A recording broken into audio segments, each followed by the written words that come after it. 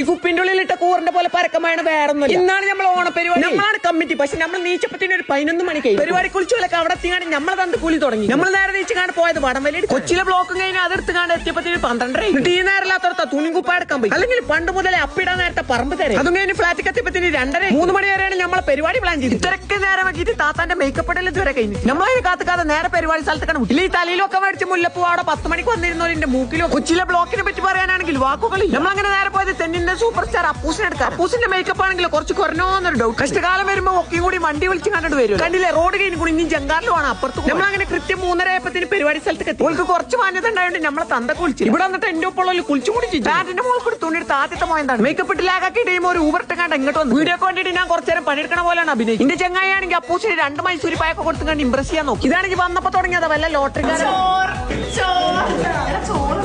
എന്തൊക്കെ പറഞ്ഞാലും സ്വീറ്റിക്ക് ബോധമല്ലെങ്കിലും നല്ല ഉത്തരവാദിത്ത ബോധം. ആകെ പണിയെടുക്കണ ഒരു മുതൽ. ഇത് കണ്ടാരും പഠിച്ചിട്ടാ ഫുഡ് കഴിച്ചൊന്നുമില്ല. ഇവരെ കണ്ടുകാണ്ട് ഞാൻ 3 ആൾ അധികം പറഞ്ഞു. ഉത്തരവാദിത്ത ബോധം ബോധമില്ലാത്തൊരു മാണിക്കല്ല. ചോറ് കഞ്ഞൊന്നും വേണ്ട, വെറും സ്നാപ്പ് ഇട്ടാ മതി. അപ്പൊ ബാക്കി നാളെ